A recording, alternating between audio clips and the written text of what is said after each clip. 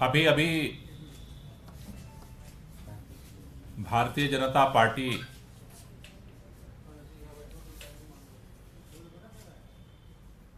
के प्रवक्ता जिस तरह से न्यायालय में चल रही प्रक्रियाओं और न्यायालय के निर्णयों पर अपने बयान दे रहे थे। उन्होंने कहा अरविंद केजरीवाल जी को कोर्ट से जमानत मिलने का मतलब है कि राहत नहीं मिली है, यानी कि पिछले दिनों कोर्ट से जमानत मिलने के बाद जिस तरह से तेजी के साथ भारतीय जनता पार्टी षड्यंत्र को आगे बढ़ा रही है और आज की प्रेस कॉन्फ्रेंस के माध्यम से जिस तरह से भारतीय जनता पार्टी ने ऐलान किया है, इसका मतलब यह साफ साफ दिख रहा है कि अदालत में 1 तारीख की सुनवाई की तिथि देने के बावजूद भारतीय जनता पार्टी अरविंद केजरीवाल जी को गिरफ्तार करने के लिए नए षड्यंत्र कर रही है। उस षड्यंत्र के तहत अरविंद केजरीवाल जी को गिरफ्तार करने के लिए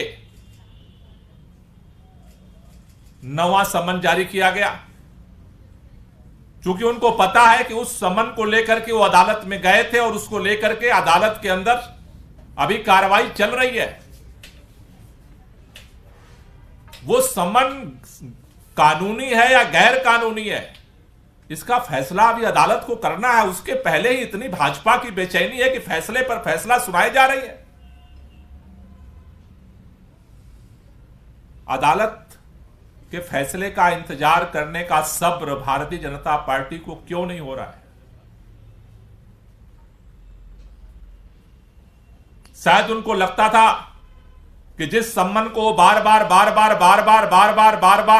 भेज रहे थे वो कोर्ट में विचाराधीन है, इसलिए एक नए केस में नया सम्मन भेजा गया, क्योंकि अब उनको भी भरोसा नहीं रहा कि उसके आधार पर गिरफ्तारी हो सकती या नहीं हो सकती। कल एक तीसरा षड्यंत्र शुरू हुआ।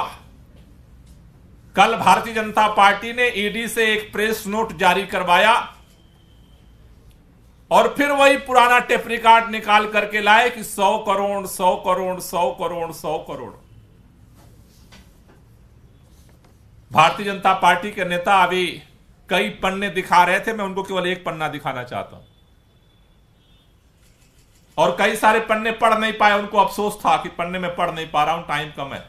मैं केवल एक ही पन्ना दिखा रहा हूं, ये कोर्ट का पन्ना है। कोर्ट ने भी ये स्टोरी जो उस समय चलाई जा रही थी, कोर्ट ने भी कहा ये जो 100 करोड़ का राग अलाप रहे हो ये डिबेटेबल है, इसका कोई साक्ष्य नहीं है, आज भी कोई साक्ष्य नहीं है। लेकिन कल फिर षड्यंत्र करके प्रेस नोट जारी किया गया एक परसेप्शन बनाने के लिए कि अरविंद केजरीवाल भी इस षड्यंत्र में शामिल है। पहला सम्मन जब जारी कर रहे थे तब षड्यंत्र में शामिल नहीं थे, दूसरा जब सम्मन जारी कर रहे थे षड्यंत्र में शामिल नहीं थे, तीसरा सम्मन जारी किए तो षड्यंत्र में शामिल नहीं थे, चौथा सम्मन जारी किए तो षड्यंत्र में शामिल नहीं थे, पांचवा सम्मन जारी किए तो षड्यंत्र में शामिल नहीं थे, छठा सम्मन जारी किए तो षड्यंत्र में शामिल नहीं थे, सातवां सम्मन जारी किए तो षड्यंत्र में शामिल नहीं थे, आठवां सम्मन जारी किए तो षड्यंत्र में शामिल नहीं थे, नौवां सम्मन जारी किए तो षड्यंत्र में शामिल नहीं थे। और अगर नहीं थे तो सम्मन क्यों जारी किया था? आज षड्यंत्र में शामिल हो गए क्योंकि उन सम्मन पे कोर्ट विचार कर रहा है।